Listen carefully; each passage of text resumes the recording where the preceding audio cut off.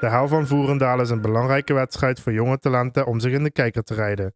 De wedstrijd door het Limburgse Heuvelland die deel uitmaakt van de U23 Road Series staat dit jaar gepland op zondag 30 juli 2023.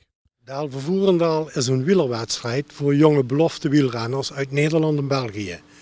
Het vindt plaats op zondag 30 juli en de start is bij onze hoofdsponsor Topparken Residoors Valkenburg in Schin op Geul.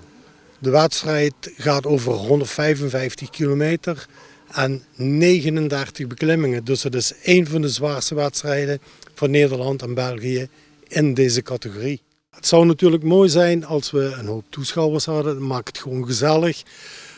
Het hele parcours is toegankelijk en hoe de route loopt is te vinden op onze website www.helvanvoerendaal.nl.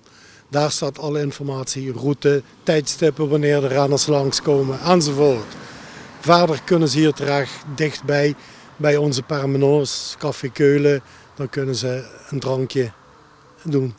De Hel van Voerendaal heeft een rijke geschiedenis. De wedstrijd bestaat al uit 1936. Toen werd het gehouden om de arme mensen van het dorp een beetje te ondersteunen, financieel. Dus de opbrengst was voor de arme mensen van het dorp. Sinds 2005 is de wedstrijd echt een wedstrijd geworden voor jonge talenten. Jongens tussen de 18 en 23 jaar die nog de hoop hebben om profwielrenner te worden, kunnen zich hier tonen aan de grote profploegen. Nou, de toekomst ziet er rooskleurig uit. Wel hebben we natuurlijk onze ambities.